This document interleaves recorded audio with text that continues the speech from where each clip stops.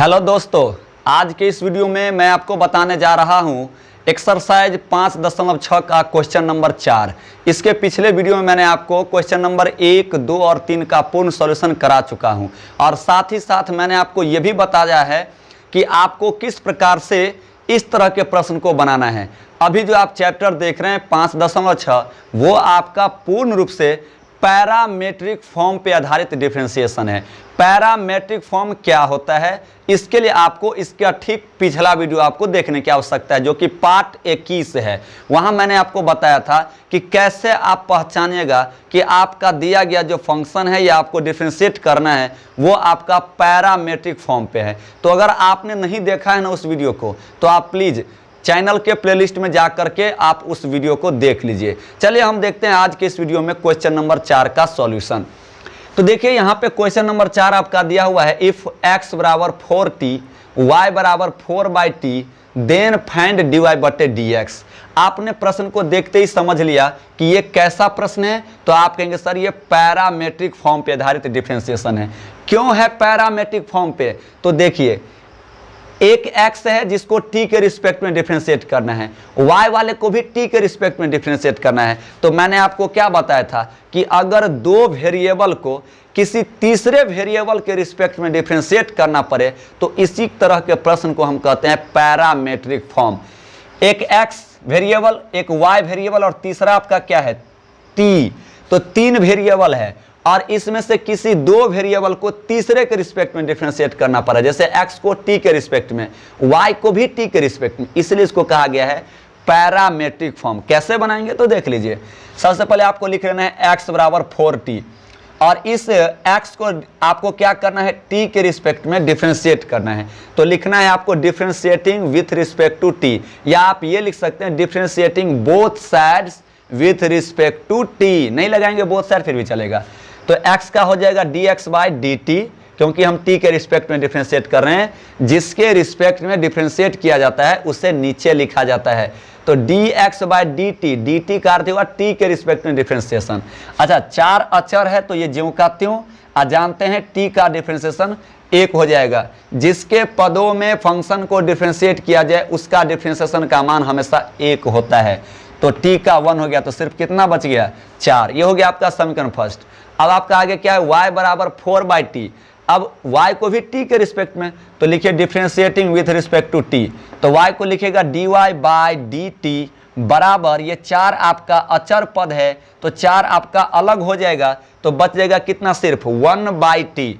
4 अलग हो जाएगा तो कितना बचेगा, 1/t। याद कीजिए मैंने आपको लिखाया था कि 1/x का डिफरेंशिएशन होता है -1/x²। याद आ गया होगा। तो x था तो x², अब t है तो t², यानी 1/t का डिफरेंशिएशन क्या होगा, -1/t²। चूंकि पहले x तो x², अब t है तो t²।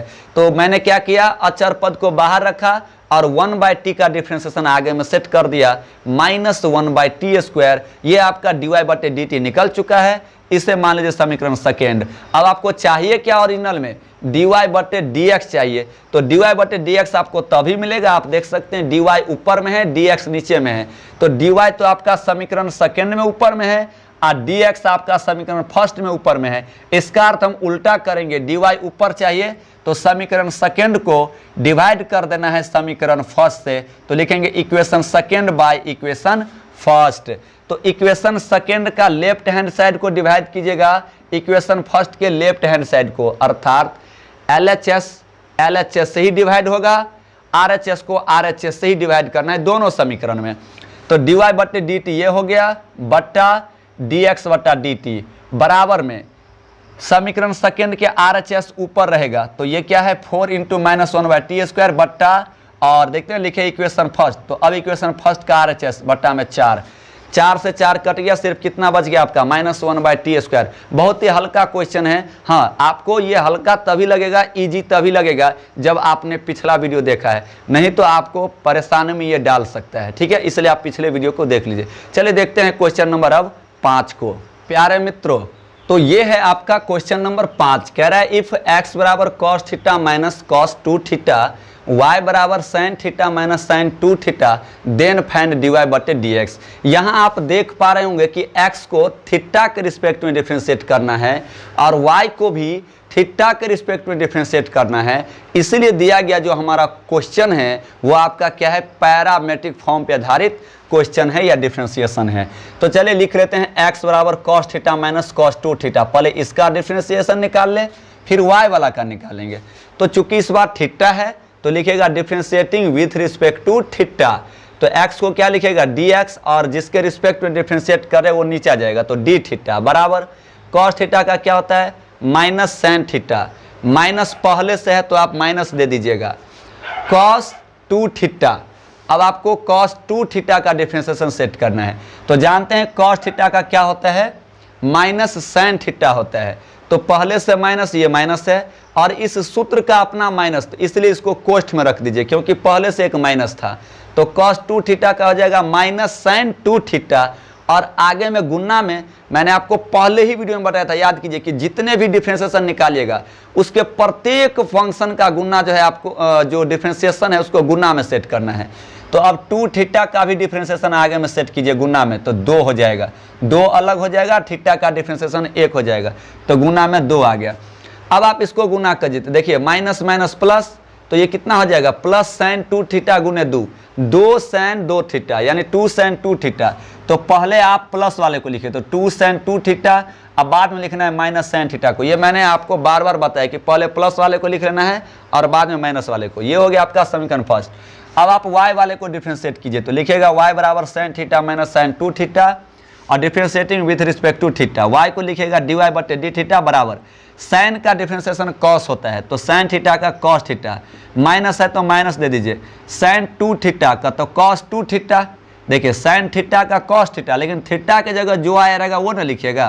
तो साइन 2 थीटा का हो गया कॉस 2 थीटा और फिर इस 2 थीटा का डिफ्रेंशिएशन आगे में गुना के रूप में, तो गुना में 2, तो ये आ गया आपका कॉस थीटा माइनस पहले अचर और बाद में चर, तो 2 पहले आ जाएगा कॉस 2 थीटा। ये हो गया आपका समीकरण सेकेंड।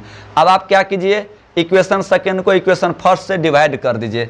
तो इक्वेशन सेकेंड का लेफ्ट हैंड साइड क्या है LHS dy बटे डी थीटा, तो ऐसे ही इक्वेशन फर्स्ट का LHS क्या है dx बटा डी थीटा। तो दोनों को डिवाइड कीजिए तो इस समीकरण सेकेंड बटा समीकरण फर्स्ट हो गया बराबर। ऐसे ही समीकरण सेकेंड के राइट हैंड साइड को ऊपर रखिएगा क्योंकि dy बटे डी देखते हैं लिखा हुआ है, इक्वेशन सेकेंड ऊपर रहेगा। तो अब RHS के मान को ऊपर रखिए तो cos theta minus 2 cos theta और बटा में जाएगा इक्वेशन फर्स्ट यानी इक्वेशन फर्स्ट का राइट हैंड साइड, तो ये मान आपका, और यही क्या हो जाता है आपका आंसर हो जाता है। उम्मीद है कि आपको ये समझ में आ गया होगा। चलिए अब देखते हैं क्वेश्चन नंबर 6 को। प्यारे मित्रों आइए अब हम लोग देख लेते हैं क्वेश्चन नंबर 6 का सॉल्यूशन। क्वेश्चन नंबर 6 आपका बहुत ही महत्वपूर्ण क्वेश्चन है। तो चलिए देखते हैं किस प्रकार से उसे आप डिफ्रेंशिएट कीजिएगा। दिया है कि इफ x बराबर a theta minus sine theta, y बराबर a 1 plus cos theta, then find dy बटे dx। तो सबसे पहले आपको x को डिफ्रेंशिएट करना है, तो लिख लीजिए x बराबर a theta minus sine theta. और चूंकि यहाँ थीटा आया हुआ है तो आपको x को थीटा के रिस्पेक्ट में डिफ्रेंशिएट करना है, तो लिखिएगा डिफ्रेंशिएटिंग बोथ साइड्स या सिर्फ differentiating with respect to theta. तो x को लिखेगा dx बाई डी थीटा बराबर, यहाँ a देख रहे हैं आप, a क्या है कांस्टेंट है, कांस्टेंट को ज्यों का त्यों रखा जाता है, रख दीजिए वैसे ही। थीटा का डिफ्रेंशिएशन 1 होगा माइनस और साइन थीटा का हो जाएगा कॉस थीटा। ये आपका समीकरण फर्स्ट हो गया। अब आपको क्या करना है, y को डिफ्रेंशिएट करना है, तो लिख लीजिए y बराबर a 1 प्लस कॉस थीटा, इसको भी थीटा के रिस्पेक्ट में डिफ्रेंशिएट करना है, तो लिखेगा differentiating with respect to theta. तो dy बटे डी थीटा बराबर a कांस्टेंट है और चूंकि गुना में है इसलिए ज्यों का त्यों रह जाएगा। अगर यही a हमारा रहता जोड़ या घटाव में तो कांस्टेंट का डिफ्रेंशिएशन 0 हो जाता है, जैसे आप यहाँ देख पाएंगे। a गुना में है तो इसको गुना में ही रख दिए कांस्टेंट को, 1 का डिफ्रेंशिएशन 0 हो जाएगा। देख लिए अचर अकेले था, इसके साथ कोई चर नहीं है, इसलिए इसका डिफ्रेंशिएशन 0 हो जाएगा। 1 का डिफ्रेंशिएशन 0 प्लस कॉस थीटा का होता है माइनस साइन थीटा, तो यहाँ प्लस भी क्या हो जाएगा माइनस हो जाएगा, चूंकि कॉस का डिफ्रेंशिएशन माइनस साइन होता है तो पीछे गुना हो गया, तो माइनस साइन थीटा। अब 0 माइनस साइन थीटा, तो 0 मीन्स कुछ नहीं, तो ये हट गया, तो सिर्फ कितना बचेगा, माइनस साइन थीटा है यहाँ पर, तो माइनस साइन थीटा को a से गुना कीजिए, तो माइनस a साइन थीटा। ये हो गया आपका समीकरण 2। अब आपको क्या करना है, सेकेंड को में फर्स्ट से डिवाइड करना है, तो लिखिएगा equation second by equation first, dy बटे डी थीटा बाय dx बटे डी थीटा। ये आप पीछे देखते हैं कई सवाल में कर चुके हैं, अब आपको यहाँ नहीं फंसना है। dy बटे डी थीटा ऊपर में है तो इसका RHS ऊपर में रहेगा, तो माइनस a साइन थीटा।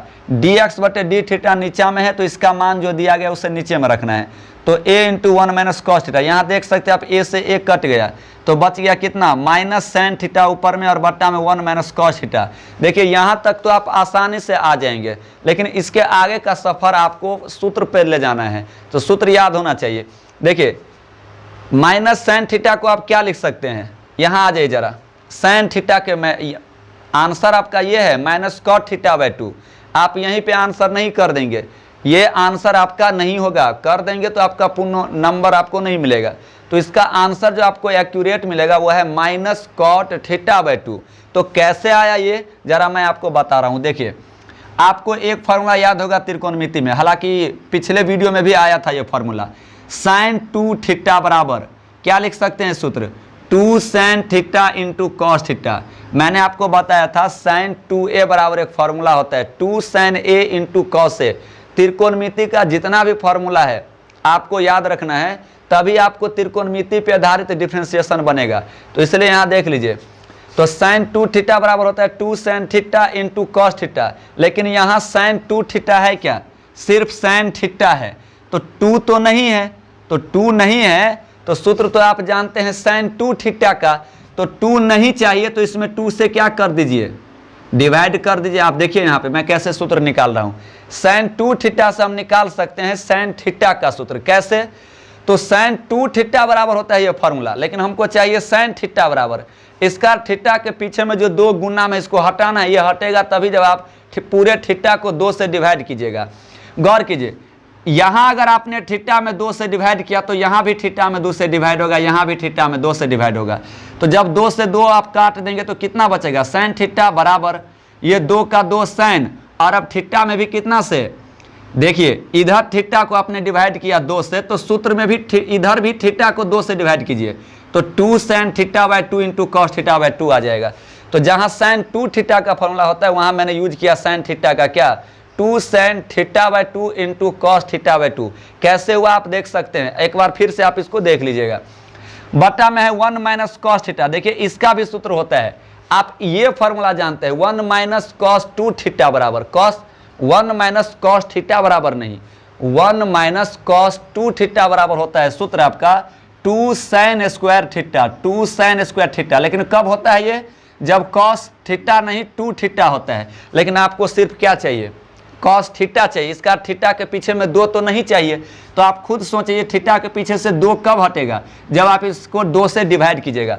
यहाँ अगर आप थीटा में डिवाइड करते हैं तो उस तरह भी थीटा में उतने ही डिवाइड करना है। यहाँ थीटा को 2 से डिवाइड किए तो इस तरह भी थीटा को 2 से डिवाइड कीजिए। अब आप क्या पाएंगे, 2 से 2 कट गया तो कितना बचेगा, 1 माइनस कॉस थीटा बराबर इधर बच गया 2 साइन स्क्वायर थीटा बाय 2।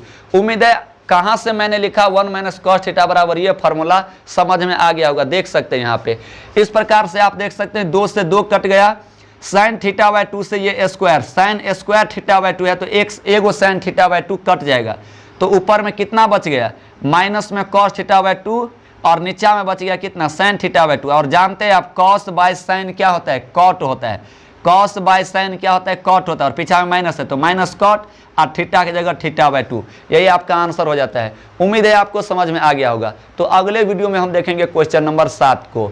एक मैं और बता दूं आपको, अगर आप पहली बार हमारे चैनल को देख रहे हैं, इस चैनल पे आए हैं, तो आप क्या कीजिए, चैनल को सब्सक्राइब कर लीजिए, ताकि मैं आपको इसी तरह का प्रश्न आपके सामने प्रोवाइड कराता रहूं। ठीक है, धन्यवाद।